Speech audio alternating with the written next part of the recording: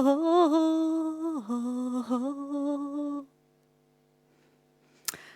couple of years ago, I was laying down in the grass, biting a straw and feeling good.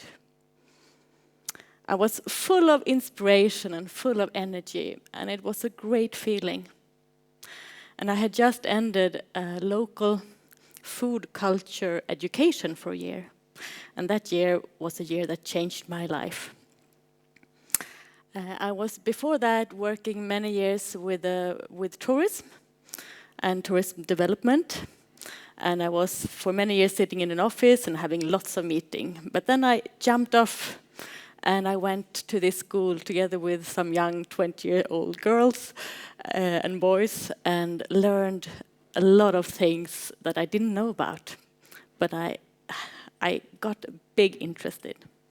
And for me, working with my head and the computer and an office and telephone, it was so great to start using my other senses. So for a whole year, I was letting smells and tastes and a lot of handicraft when you work with food just fill my senses. And it was so inspirational. So while I was laying there in the grass, I thought, well, what should I do with the rest of my life? Or what should I do with this inspiration that I had, this great feeling I wanted to work with all my senses? Well, I said to myself, let's think about what I like to do. What do I really enjoy doing? Well, I like singing, I like talking, and I like sharing good stories with friends, old friends and new friends. I like to eat local food, I like to experiment, and I also like to take a lot of knowledge from old traditions. So I had this great idea. Well, let's take all these things I like to do and put it into one package and make it a product. So 2 years ago, I started my own company, Essence of Lapland. And the main product are taste performances. So I go around in Swedish Lapland and also around in Sweden, and I'm singing, I'm telling stories, I'm showing my pictures from the beautiful surroundings where I live in Jokkmokk and around. And I give the audience a lot of spectacular tastes from nature. I'm especially fond of the things that are growing, from the berries to the wild herbs, because I think that's a big part of us around that we don't use. We just have them, trees, grass, herbs, and we just pass through them. So for me, another product that I use is making small production of herb products and also give lectures and courses about how to use our wild herbs in nature. And the business concept is really to share the joy of living here and to do that in an entertaining and also informative way, sort of being an eye-opener for people to start looking, what do we really have around us and how beautiful things are and how interesting everything is, and seek for more information and meet beautiful people that learn you more. But it didn't start there. It started in the city center of Stockholm, where I was born and raised. And as Karin said, I was traveling a lot with my family and friends. And when I was 20 years old, I went on a journey north of the Arctic Circle, and that was the first time I went in that direction. And that was a journey. I stepped off the bus where the road ended and the paths into the forest and up to the mountain starts. I had come to Kvikkjokk, a small village with 15 inhabitants, but it's also a center for summer tourists who wants to hike up to the Swedish national parks and the World Heritage of Laponia. And I was going there to work in the mountain lodge, and for me, it was so different from everything else I had met, and we were still in Sweden. I should know about this. I think I felt a little bit like the scientist Linnaeus, who 250 years ago came to the same place, to Kvikkjokk, climbed the first mountain and said, I didn't know if I was in Africa or in Asia because everything was so unfamiliar to me. I had reached the mountains. So that was my feeling. I didn't know where I had come, but I liked it. I really, really liked it. I fell in love. This is me, 20 years old, and I was sort of aroused the whole summer with the greatness of the nature, the beauty, and the wonderful people that live around here. So I kept coming back for the summers, still working in Stockholm during the winters, but every summer I came back managing the mountain lodge. And after 7 years, I found my second big love. And that was my now ex-husband, Eva Gunnare. But we were together for 17 years, and he's a Sami man living in the area, working partly with reindeer, also with handicraft and forestry. And he entered a new door for me. He entered the door of the Sami culture in a way that I would hope all the people who live in this area, side by the Samis, could learn more about. It's a fascinating world, it's a fascinating culture. And we have a beautiful son together, Simon, who's now turning 18. And I'm so happy to have been part of the reindeer culture with the winter gatherings where you separate the reindeers into small family groups, and the big marking of the calves in the bright summer nights up in the mountains. And I'm so happy to have experienced how it is to live, to sleep and to stay and to eat in a traditional Sami turf hut, a guahti, to lay there on the reindeer skin and having smoke in your eyes from the open fire. And I'm very happy to have learned how to bake the traditional gahko on the open fire. And also how to make one of the best delicacies we have here in the north, the dried reindeer meat. It's a great experience, and I'm so happy I've had it. And for many years I was working with the World Heritage of Laponia, which is a heritage both for the nature and for the culture in this area. It's a huge area, a big part of Swedish Lapland.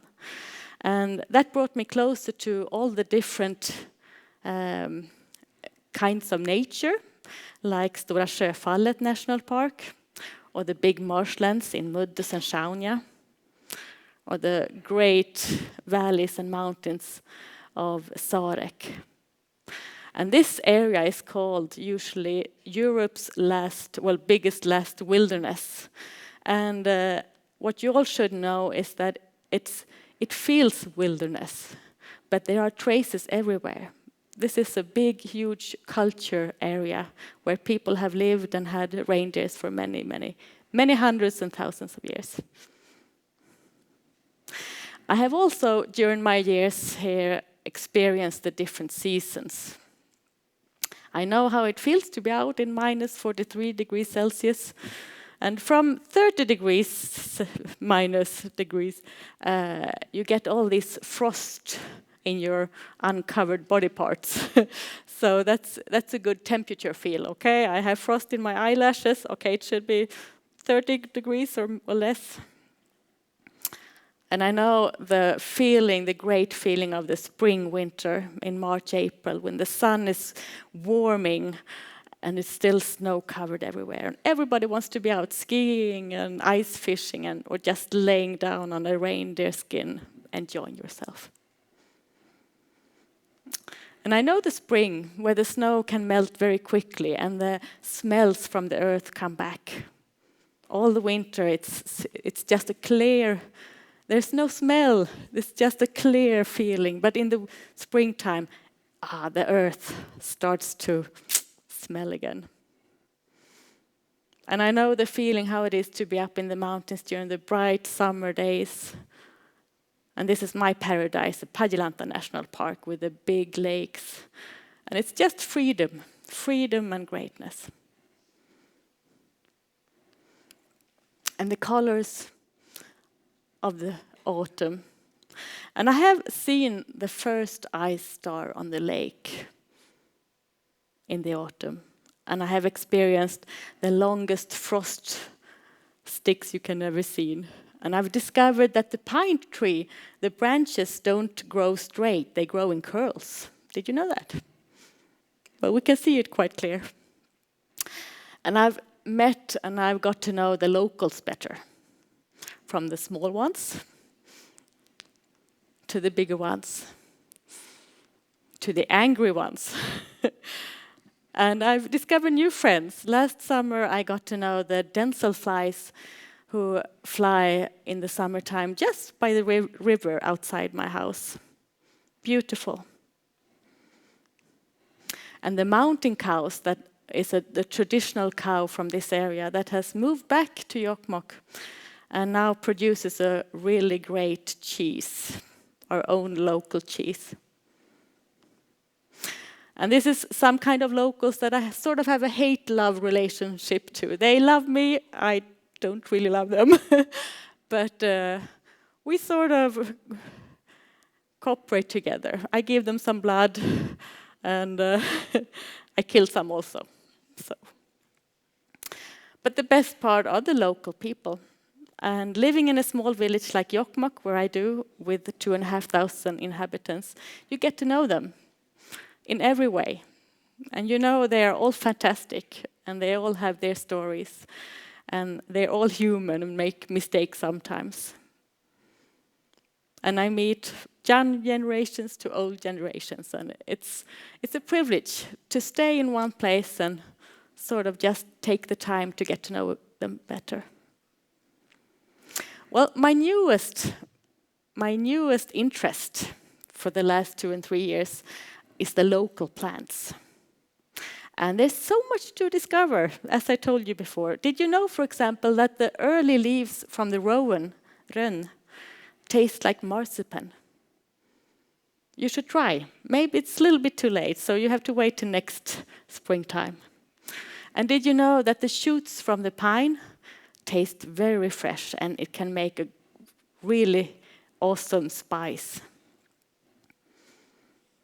And did you know that the Labrador tea, skvattran, you can use against mosquitoes? You just rub it on your body, and it has a strong smell that mosquitoes don't like. And it's good with knowledge, because with my knowledge, I know that if I eat a lot of this, I don't feel good. It's not good for your body. But if I have a taste of it, like a small spice, it's an aphrodisiac. Makes you happy. That's good knowledge, isn't it? And I also know that in the birch leaves, there are saponins, a kind of mild soap that it's so good for your intestines. So every spring you can make a tea from the fresh leaves and just cleanse your body, make a spring cleansing inwards. And did you know that the meadowsweet, älggräs, in Latin it's called spirea, has the same ingredient as the painkiller aspirin, but it tastes much better and it's good for your stomach. So I live in the small town of Jokkmokk. This is my hometown. I have been living here for 25 years, and I don't feel bored at all. Linné, he continued after his travel to Lapland and went abroad to other places, exploring. But I have made my exploring here. And it has been the journey of my life. So, what a great area. What a great place to be. And I think that if we all really opened our eyes and looked what's surrounding us, meeting the people, looking what's growing, understanding and learning more about the history, the things, you can see all the possibilities. You can see what resources we have. And I think my mission is maybe to be an eye-opener to people, especially living here, and not to be so blind. And I also have a strong belief that if we really know our surroundings, our home, we don't want to damage it. We want to take care of it. And that is one of the keys to a sustainable society. And I would like to end with a joik from Marie Boine Persson, who has been following me from the very first summer in Kvikkjokk. So if you want to close your eyes and just feel the power and the possibilities fill you inside. Hey oh hiya, hey oh hiya, hey hey oh hey hey ya, hey hey ya, hui hiya, hui hiya, hui hiya, hui hiya, hui hiya. Hey, hey, hey, ya. Hey, hey, ya. Hey, hey, ya. Hey, hey, ya.